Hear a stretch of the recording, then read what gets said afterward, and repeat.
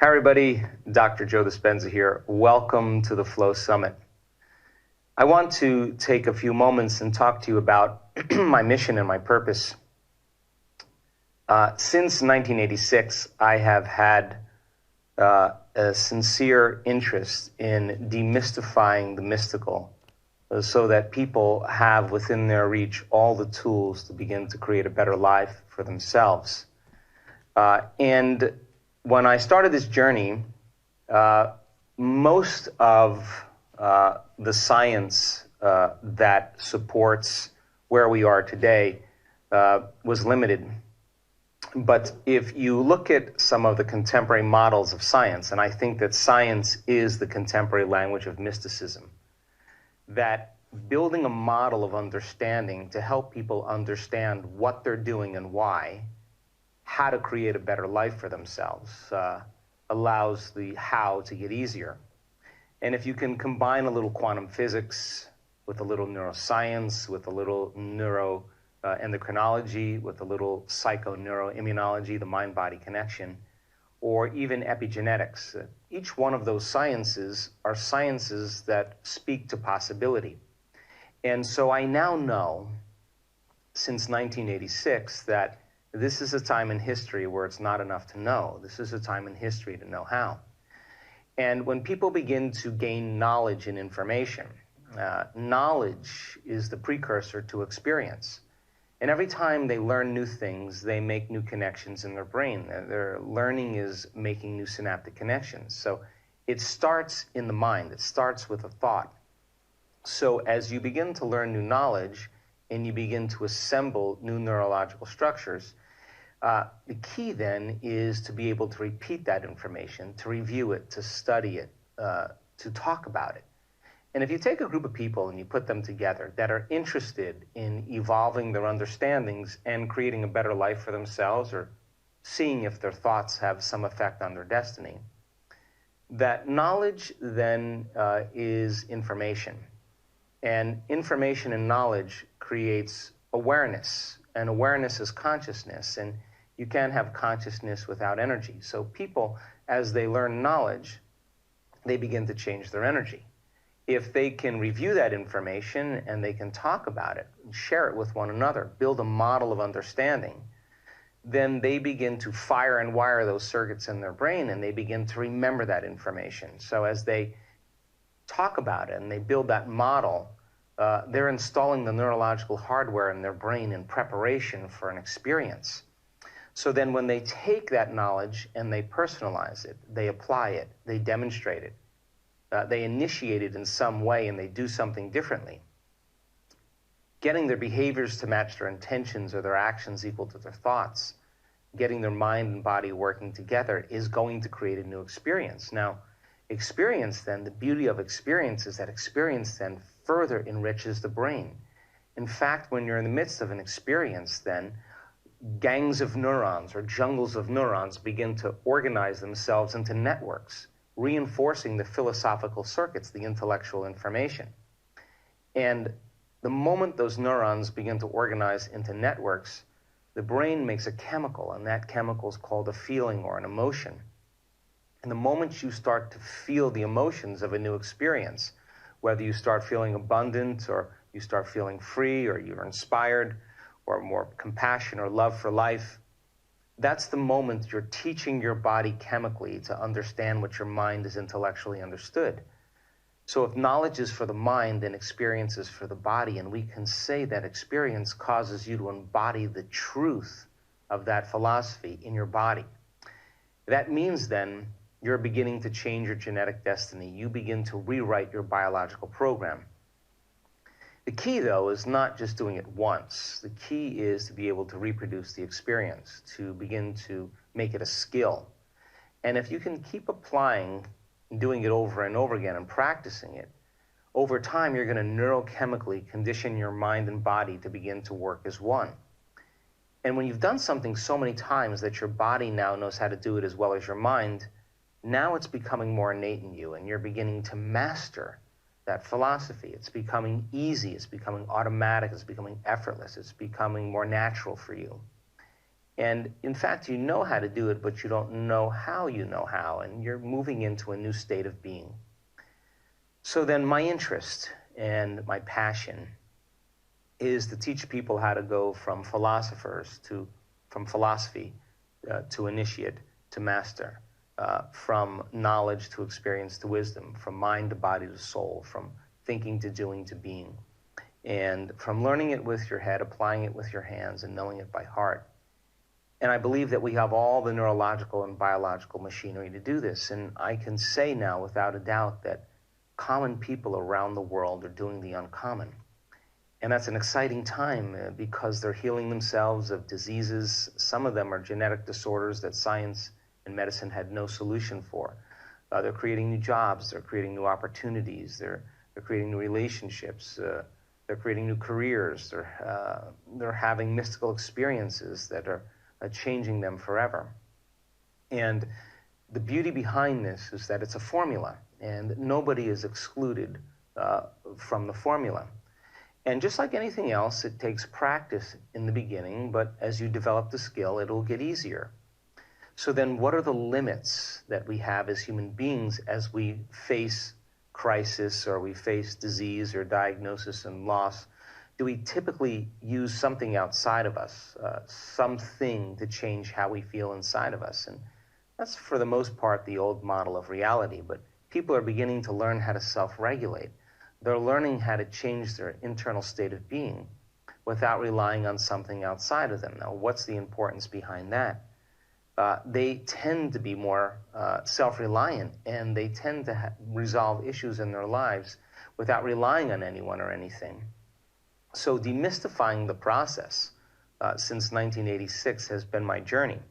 And I started looking at, after my own personal injury and my own experience of healing, I started looking at other people that had similar health conditions or had chronic health conditions, and they were treating conventionally or unconventionally, and they were staying the same or getting worse, and then all of a sudden they got better.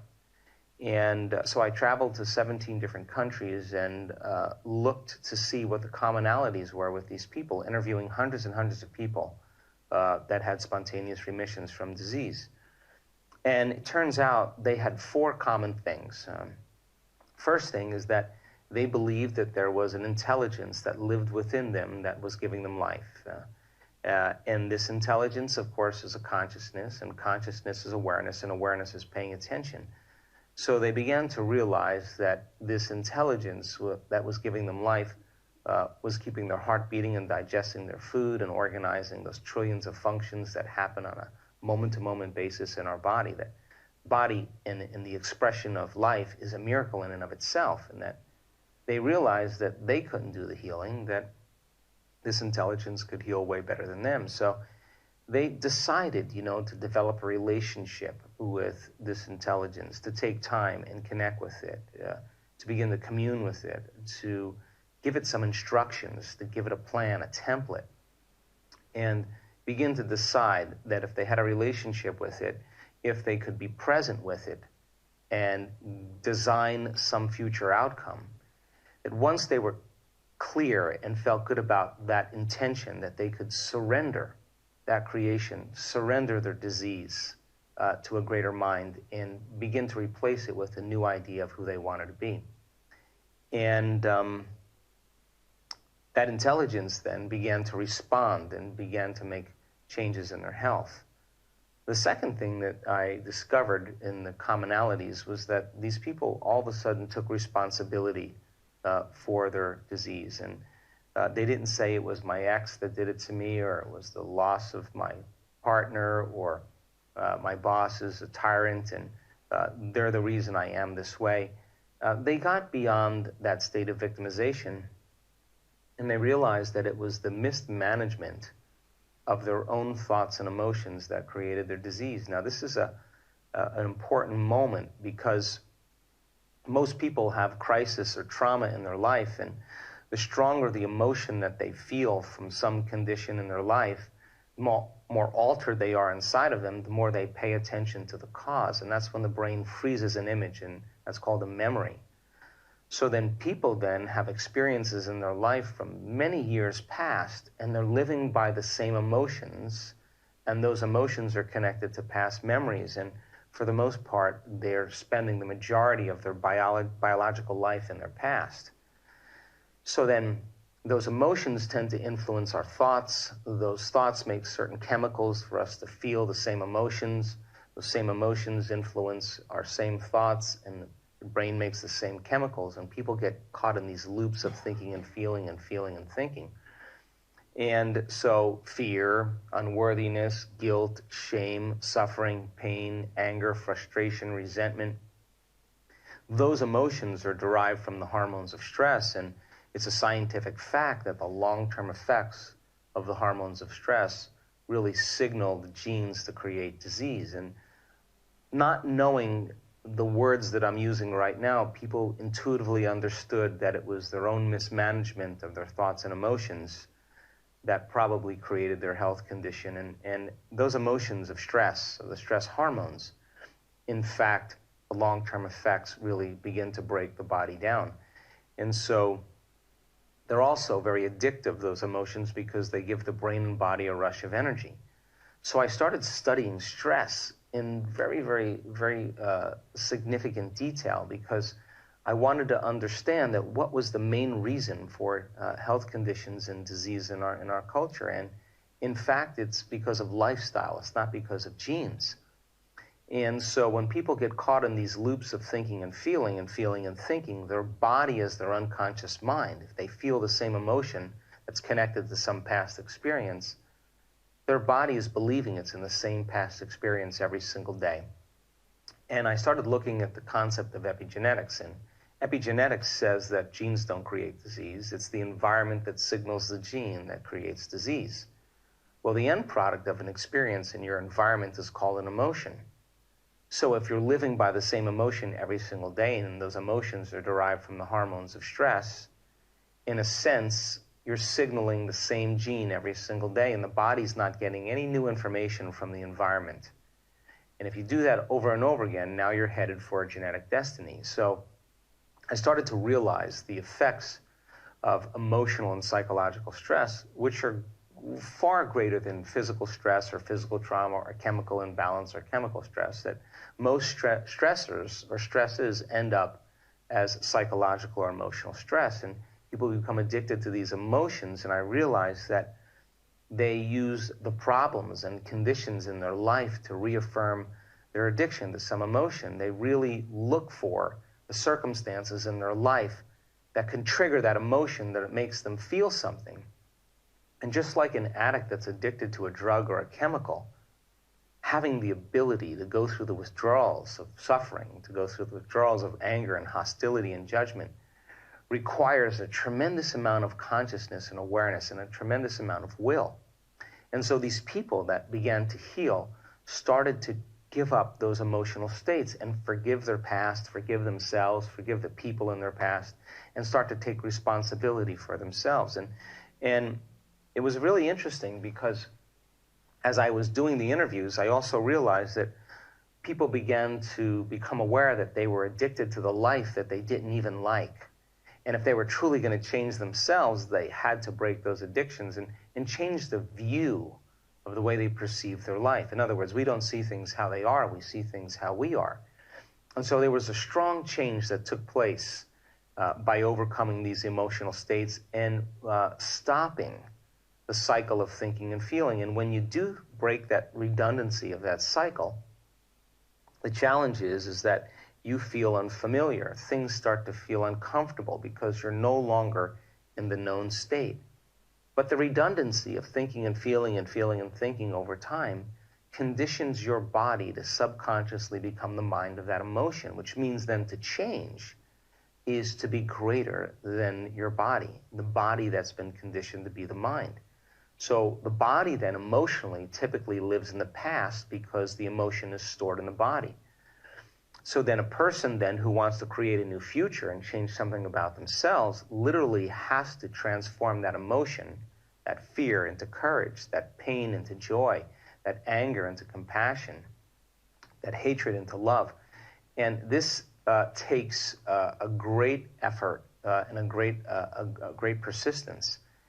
And so people then, when they think about their problems, when they think about the challenges in their life, if they're thinking about them and the thoughts producing an emotion that's associated with it, then in a sense, they're turning on the same stress response just by thought alone. And I started realizing that we all do this, which means then we are addicted to our thoughts, and our thoughts can literally make us sick. So then I thought, well, if our thoughts could make us sick, can our thoughts make us well? And so it caused me then to realize that the greatest habit that we have to break really is the habit of being ourselves, because so many people are programmed to act and think and feel in certain ways. Why? Because if you're living by the same emotions and the same brain circuitry, and the brain is a record of the past, and it is, and emotions are the chemical signature of past experiences, that most people spend the majority of their life as a personality living in the past. Well, if they're in their familiar past, then they crave the predictable future because they're looking for the same feelings to reaffirm who they think they are. So to change then is to execute a will that's greater than the body as the mind, to execute a will and a persistence that's greater than any program. And so then you have to become conscious then of your unconscious thoughts. You have to begin to pay attention to how you speak and how you act. You have to look at emotions that you live by on a daily basis and feel, and all of a sudden name those emotions as guilt or suffering or unhappiness, and realize that it's okay to observe those states of mind and body, and to know yourself so well and become conscious of those unconscious states, so conscious that you don't go unconscious the rest of your day. So if you wake up every morning and you run through the same routine as you did the day before, then it makes sense that your familiar yesterday is going to be your predictable tomorrow.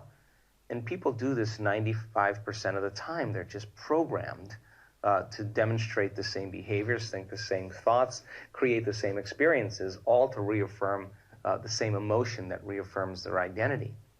So then breaking that routine then requires another act of will, a will that's greater than the program, because most people lose their free will to a program, and their body's being dragged into a predictable future based on what they did in the past. In fact, the habit, which is a redundant set of automatic unconscious thoughts, behaviors, and emotions that's acquired through repetition, it becomes the habit of being yourself. And so I realized that the greatest habit we have to break is the habit of being ourselves.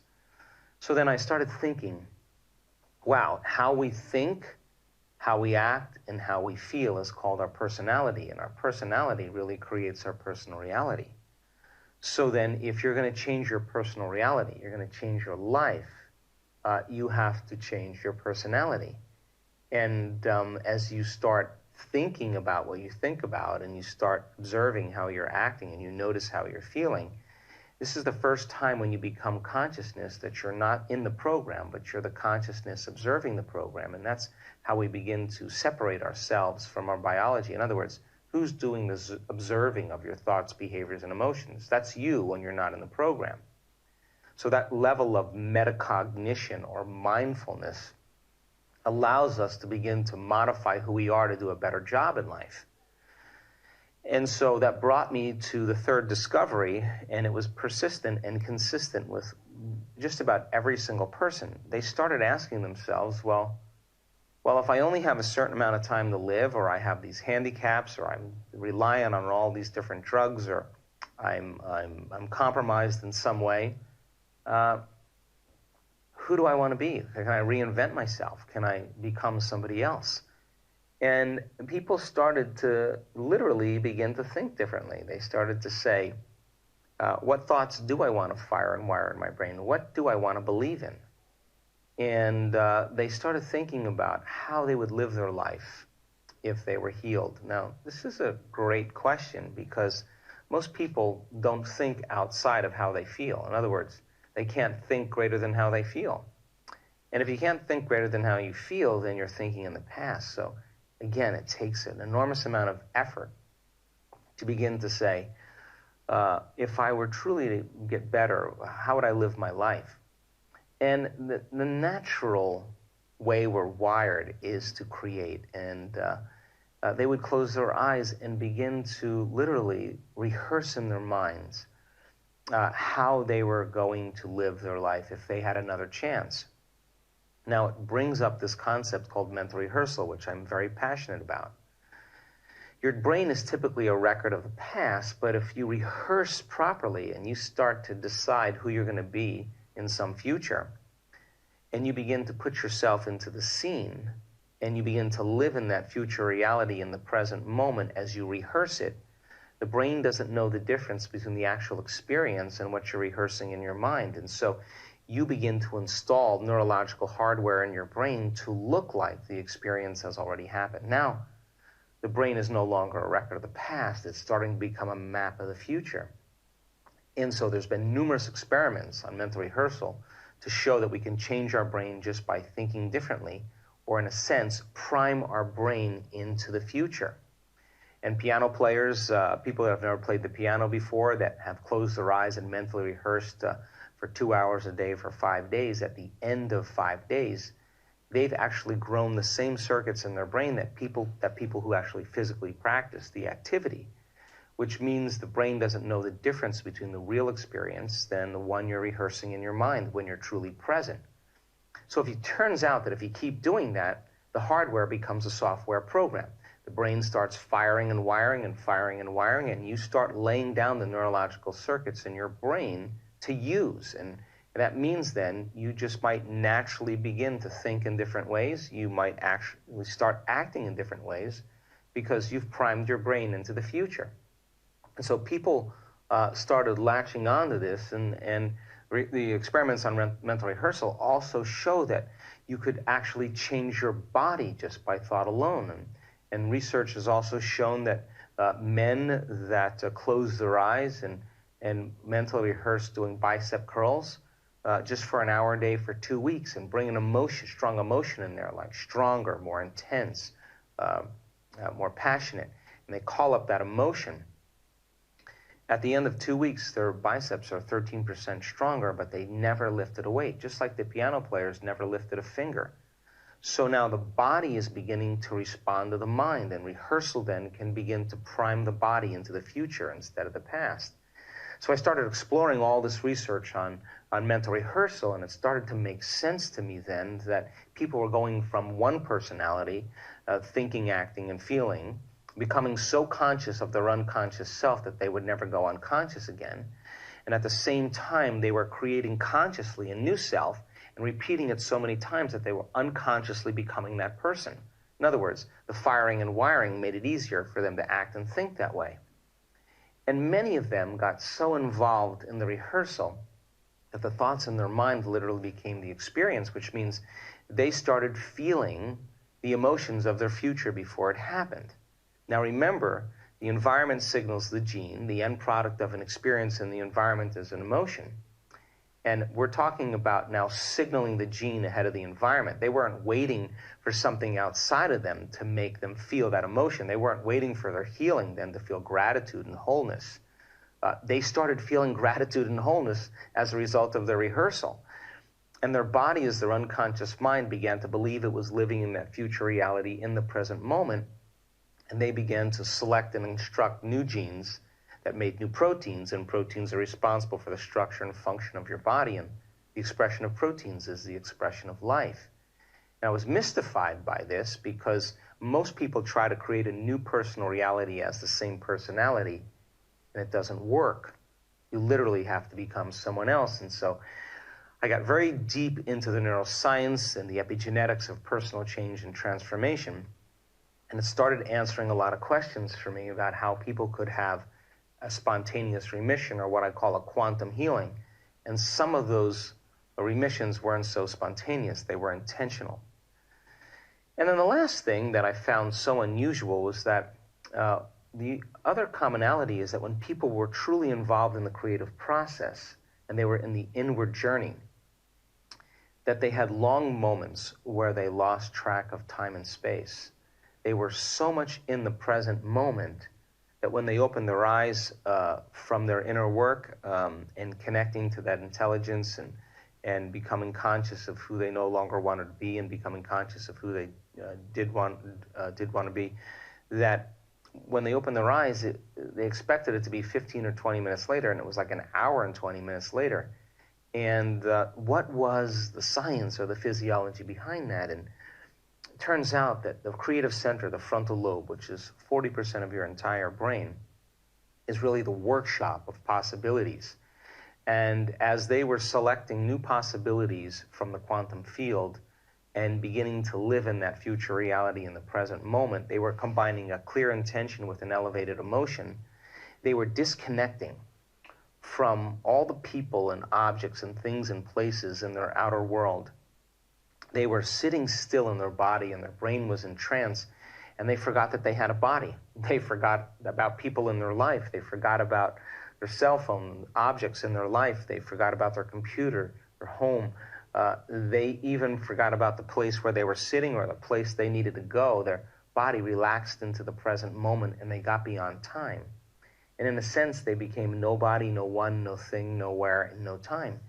And I thought, wow, how does that work in the brain? And the frontal lobe actually is like a volume control. And it lowers the volume to the circuits in your brain that have to do with everything known to you. It shuts out all the stimulation in your outer world. It shuts down the sensory mechanisms and motor senses in your body. And it literally cools off the circuits of where you think you need to be at a certain time. And that's when the thought in your mind literally becomes the experience. And when you lose track of space and time from a quantum perspective, you're leaving this three-dimensional reality and you're entering the world of possibility. And so then Einstein said, time and space are not conditions in which we live, but modes in which we think. So they were so in the present moment that they weren't trying to predict the future or living in the past. And the quantum model of reality says that all possibilities exist in the eternal now.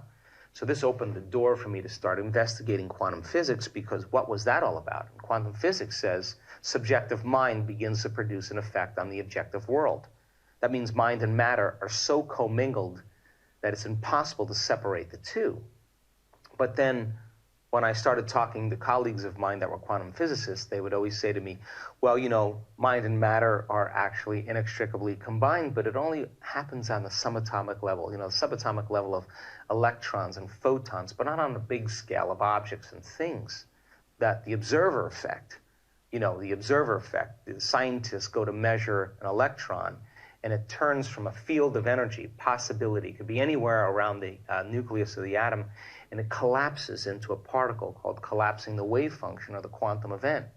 That when Einstein and Planck began looking at this, the tiny world of electrons and photons didn't behave like the large world of apples falling from trees or rotation of planets around the sun. It was a very different, unpredictable world. Whereas Newtonian physics was very predictable, the quantum was very unpredictable. So they knew that the electron was going to collapse from energy into matter as a particle, from a wave to a particle, but they couldn't predict where. So it began my interest, because my colleagues would say that only works for the very tiny, but not for the very large. The observer does have an effect on the subatomic world, but not on big events in our lives.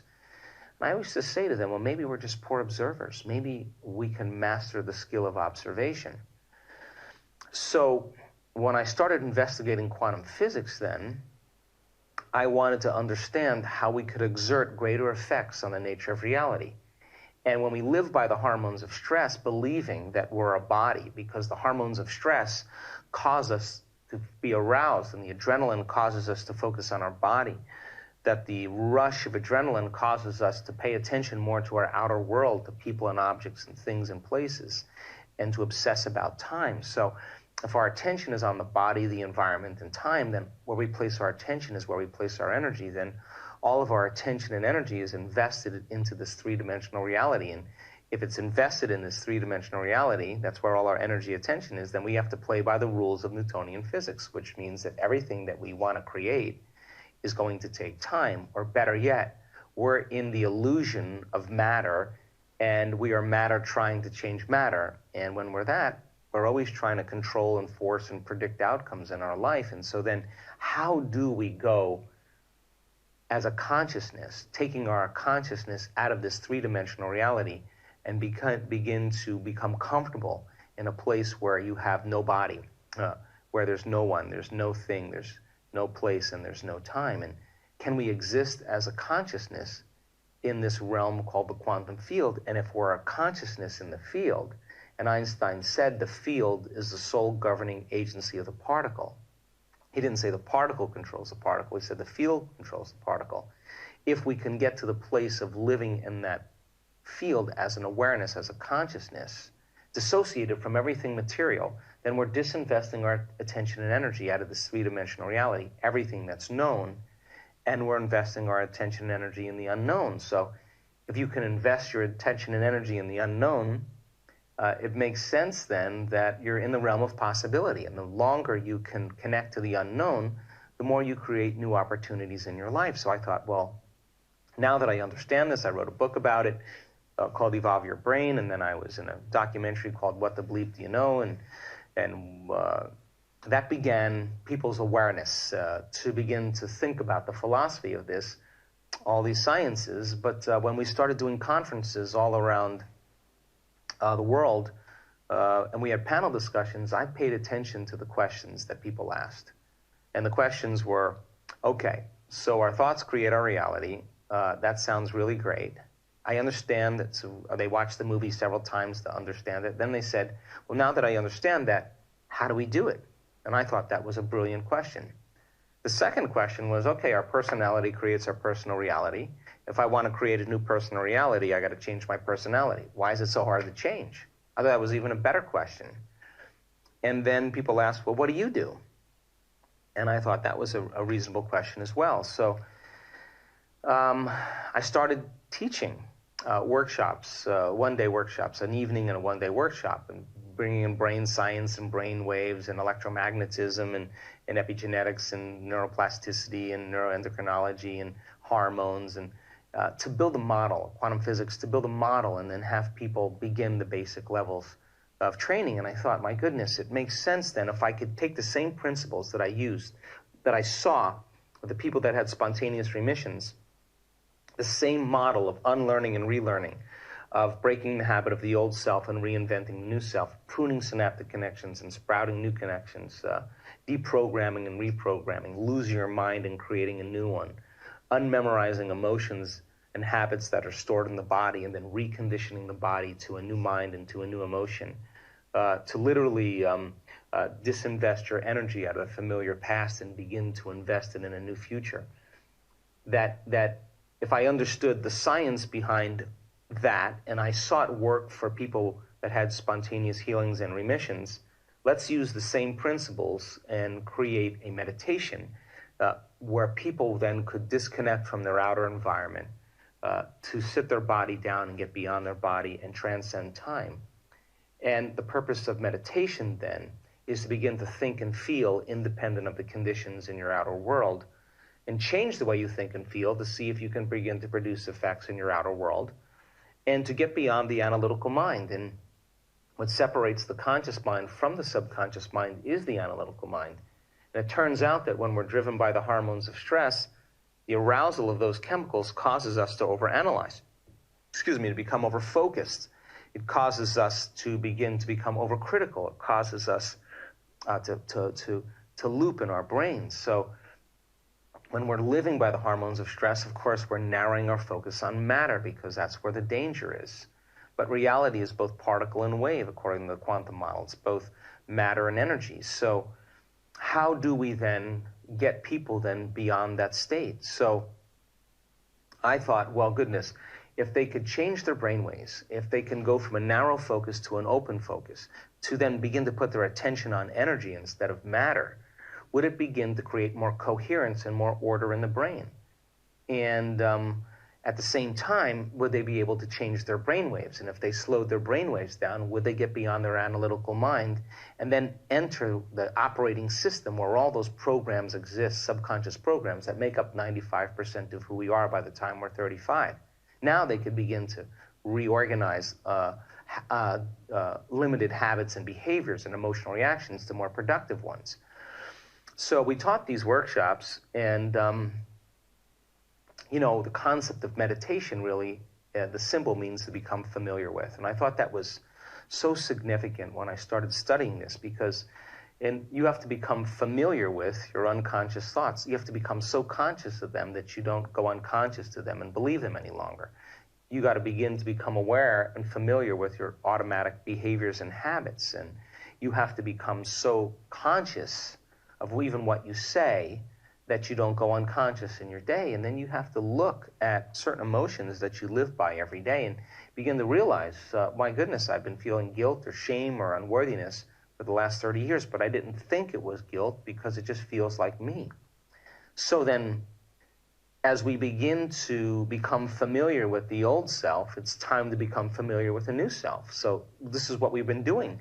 What thoughts do you want to fire and wire in your brain? What behaviors do you want to demonstrate and rehearse mentally? What emotions do you want to live by every day and condition your body into that state? So then if you keep doing that over and over again, you'll become familiar with a new self. And so the model started to kind of fit. So we taught these workshops for a couple of years all around the world, and we saw some changes, but no real significant changes. There were changes that started to progress, but after each event, people would say, can you teach another level? And can you teach another level after that? And so we kept progressing the teachings, even more and more. We did level 2 events, level 3 events, advanced events. And then right around this time when we started teaching events a little bit past the level 3, we started seeing really significant changes in people's lives, not just their health, but they started having new opportunities and new things and new careers and wealth and healings. And now I knew something was starting to happen. There was a momentum. And I watched people with MS step out of wheelchairs, and I saw all kinds of changes taking place. And now I knew that something was happening. So I wrote my second book called Breaking the Habit of Being Yourself, and that was the how-to to be able to demystify the process. And when we started seeing these changes, and there was this kind of momentum going on, I realized now that I had to start doing some measurements because I wanted to know that those changes were measurable and they weren't just subjective, but they were objective. So I gathered a team of researchers and scientists, and we stopped doing those one-day events, and we started teaching these progressive workshops, which was a Friday night, Saturday, and Sunday, where I would give people all the information and a more advanced version of that basic level teaching. And then I wanted to do these 4.5-day events. We call them advanced workshops, where we brought in a team of scientists and researchers, and we did brain scans on people before they came to the event. Then they went through 4.5 days of training, and then we scanned their brain at the end of the event. And I wanted to know that the changes weren't just in their mind, that they were in their brain. And then we did something really important, and we started studying people in real time during the meditative process. And I wanted to see if they were able to create more brain coherence. I wanted to see if they were able to focus and sustain a certain amount of intention, and what does it look like when the brain finally starts to change, and could they change their brain waves and sustain those changes, and for how long, and what was the ratio of change that took place from the beginning of the event to the end of the event, and what happens when you analyze your life within some emotion. Do you make your brain better or worse? And so we started gathering all this information, and it helped me to teach transformation a lot better. And I wanted to close the gap between knowledge and experience. And we've done thousands and thousands of brain scans since. We did 19 advanced workshops. We also know that when there's a coherent brain, that you think better, that you are more clear, that your brain is more holistic and more unified, and that when you're living by stress and you're reacting and thinking about people and things and places, and your brain is aroused, and it's aroused to a high beta brainwave state, that you're going to burn out, and that the brain is not firing in any level of order, and there's incoherence in the brain, and when the brain is incoherent, we're incoherent. So going from a narrow focus to the open focus and connecting to that unified field and putting your attention on it, that unified field is an invisible field of organized energy, greater levels of order that connects everything material. If people could really place their attention on it and connect with it, would the brain become more orderly? And the answer was yes, and we started seeing that. By the same means, in order to create a new future, it requires a clear intention and an elevated emotion. Could we train people then to go from resentment or impatience or frustration, where the heart beats out of rhythm incoherently? In other words, you're stepping on the gas and the brake at the same time. You know, you're running all these arousal chemicals, and your heart is racing because it believes in the survival state. It's being chased by a predator. It's pumping blood to the extremities, but you're not running, fighting, or hiding. Can people then begin to trade the addiction of those survival emotions for an elevated heart-centered emotion? And this center of the heart is the union of polarity, the union of duality, the union of opposites. This is our creative center. That when we live by stress, we draw from this invisible field of energy. We draw our vital life force and turn it into chemistry. And that vital life force, that invisible field of energy around our body shrinks. And so now we tap the vital resources that we need to create with, to heal with. And we feel more like matter, trapped in space and time, and less like energy, connected to something greater. But when the heart then begins to function in a more coherent way, the heart begins to produce a very, very measurable magnetic field when it becomes coherent. And that magnetic field then is an energy, and that energy is a frequency, and all frequency carries information. So when people begin to lay the coherent thought on that coherent energy, so the combination of brain coherence and heart coherence begins to change a person's energy. When people change their energy, they change their life. And when energy makes it into the heart, it begins to amplify energy into the brain. Now the brain starts to switch on. We did the measurements to prove that that association exists. So I wanted to see then if our students then could sustain a certain degree of heart coherence and sustain it for an extended period of time, so that they could self-regulate, that they could return back into their lives and stay in that place and not react, and create a shorter refractory period to the emotions that keep us in stress and survival. It's not that we react, it's the question is how long we react. So by creating that kind of heart coherence and being able to sustain it then, was it possible then, if people could do that for an extended period of time, that if they were going to create a new future, and this is the creative center, this is where energy connects us to the field, if they're going to believe in a future that they're imagining with all of their heart, then it makes sense it better be open and activated. So we did thousands of HRV measurements to make sure our students could do it and sustain it.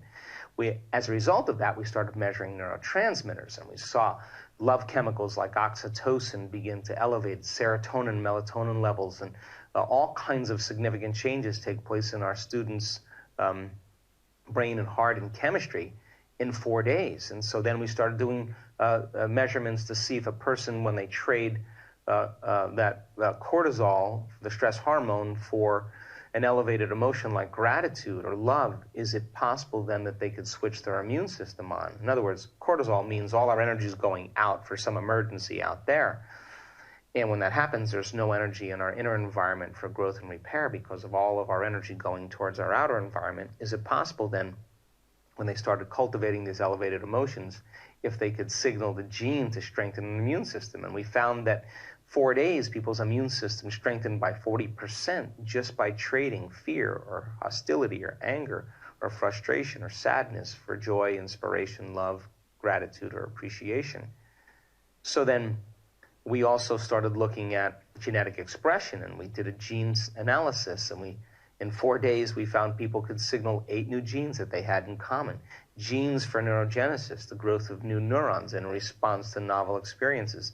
Genes that stimulate stem cells, those cells that can become any other cell in your body, that they would go to damaged tissues and repair them. That gene was signaled. The gene for oxidative stress, to increase lifespan and to reduce aging.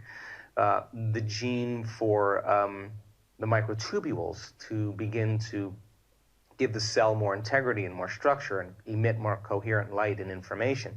2 genes that suppress cancer growth and tumors, and even genes for hormonal balance with the pituitary, the thyroid, and the pancreas. So in 4 days, people became their own genetic engineer, and I started realizing that common people around the world can actually do the uncommon, and the evidence then would correlate with a lot of the healings that we started seeing. Now, as a result of this, people got better at doing the work. The formula became more of a skill, and they could change their brain waves in 4 seconds, and 5 seconds, and 9 seconds, and 12 seconds. They mastered the skill of being able to get beyond their analytical mind. By the same means, after our first 2 advanced workshops, we saw that 80% of our student body had a more than 90% change in their brain for the better. That's a very big statistic. That's significant. So we've measured telomeres, and the little shoestrings on the end of your DNA that determines your biological age. And in 60 days, people doing their meditation 5 out of 7 days, 74% of those people lengthened their telomeres. That means they lengthened their life to some degree. They got part of their life back. And what if they did it for an extended period of time? Would they be changing their genetic destiny?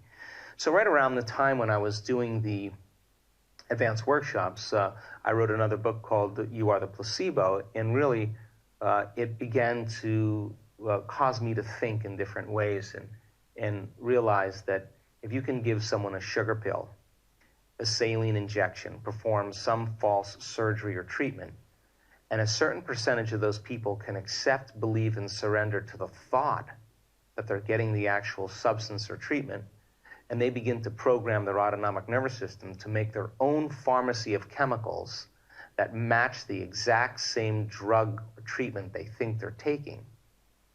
Was it the inert substance that was doing the healing? Was it the body's innate capacity to heal?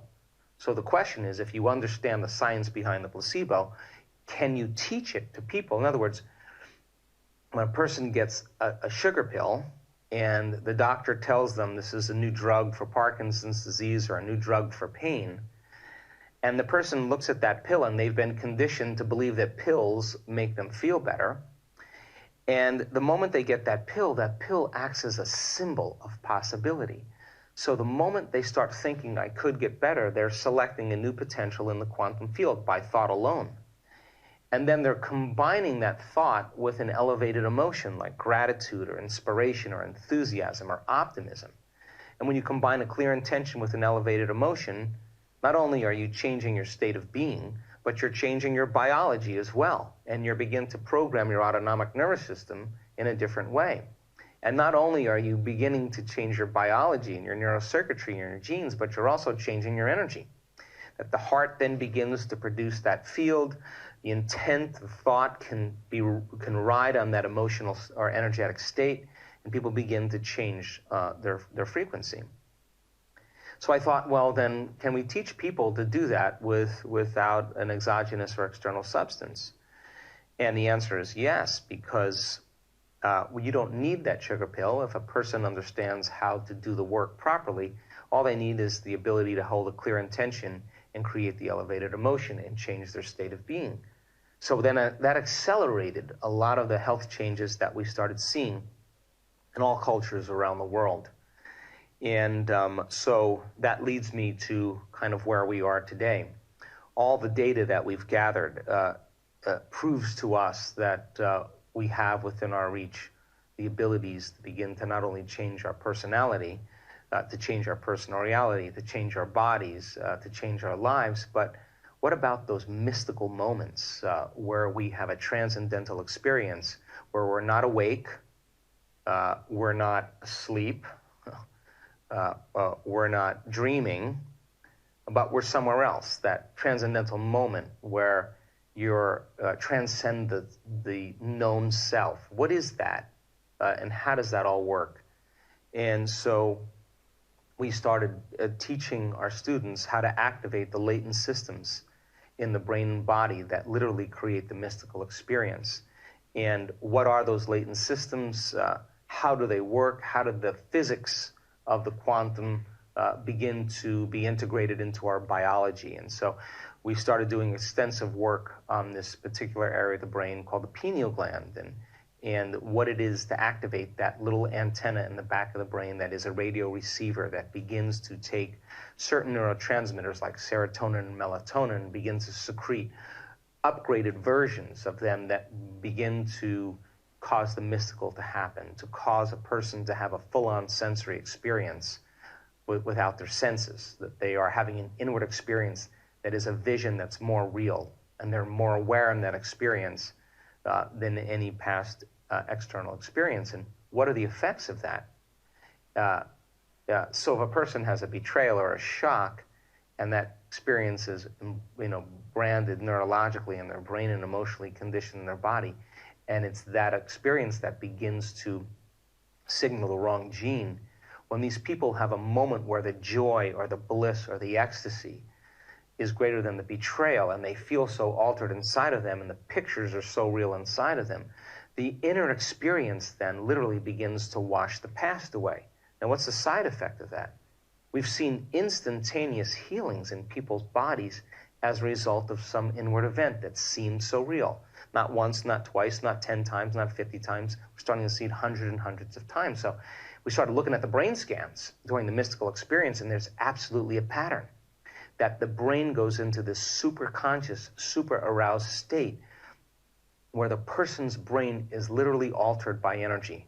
There's a level of coherence that's transcendent of anything normal, way beyond normal, that in a matter of moments, the autonomic nervous system becomes highly activated. The pineal gland, you can see the pineal gland active as well. And all of a sudden, I began to realize that this pattern that we're seeing over and over again, that we're able to predict and reproduce. So then people think they want their health, they think they want their wealth, they think they want their new career, they think they want a new relationship. That's the illusion. What they really want is to become something. It's not about that, it's who you become. And becoming is a level of wholeness that if you're so integrated neurologically, biologically, chemically, hormonally, genetically, you're so whole in heart and mind that you feel like you have everything. You're no longer in lack or separation. And this actually becomes the perfect place to create from.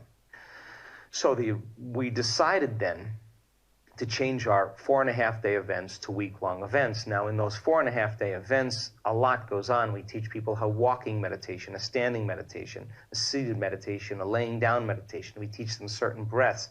We teach them how to create trance. We teach them how to create a movie of their future and in trance begin to program their subconscious mind into that future. We teach them how to program the mystical. We teach them how to create something out of nothing.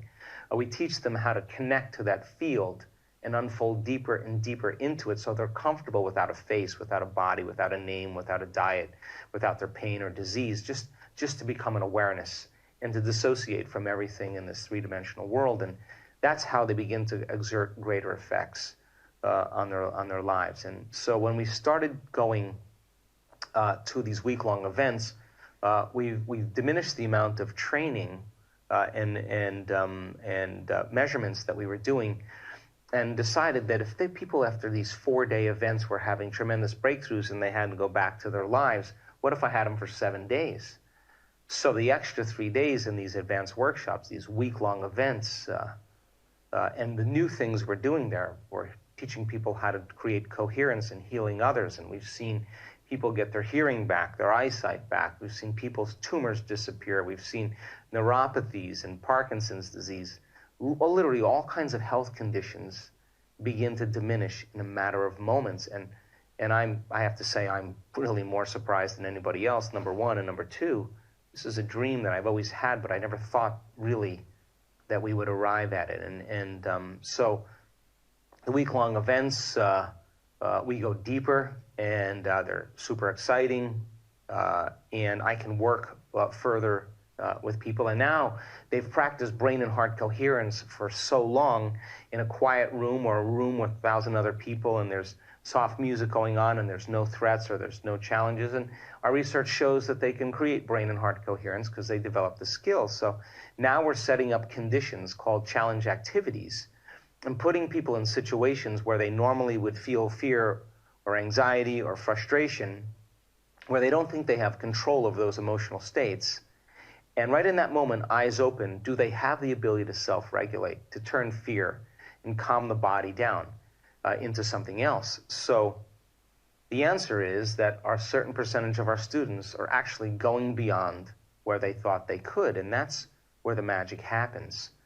So to self-regulate, when you feel those emotional states, is when it matters the most. So if we set up the conditions that challenge a person way beyond what they think they could do, and they're able to diminish those emotions, when they return back into their lives, number one, they'll be able to say, I just did this most amazing thing. This challenge in my life is nothing compared to what I did. And number two, when they start feeling those emotions, they can pause for a moment and begin to change it, to not let the emotions consume them, to be able to really be greater than them.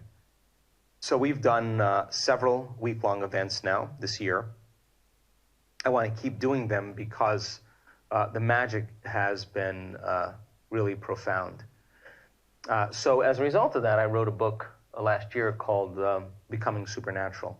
And it's about how common people are doing the uncommon. And in that book, I talk about all the different things we do in our advanced workshops and spend a lot of time talking about that mystical moment.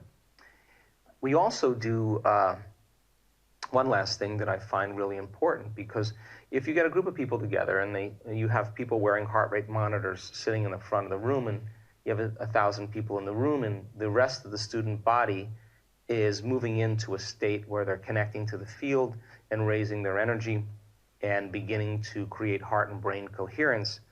If they send the thought or intent to the people in the front of the room wearing the monitors, that their bodies be healed, that their lives be enriched, that their dreams come true, that the mystical find them, would that energy, carrying that intention, begin to influence the autonomic nervous system of people sitting in the front of the room? And we've seen many, many times that many of those people wearing the heart rate monitors, all their hearts go into coherence at the exact same time, at the exact same day, in the exact same meditation.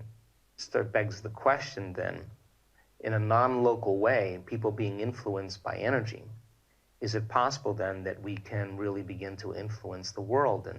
And so we've done 4 Project Coherence healings, where we've gathered our community of students all over the world and did a global meditation, really to begin to change the energy of the planet. Now, if a person moves into true heart coherence,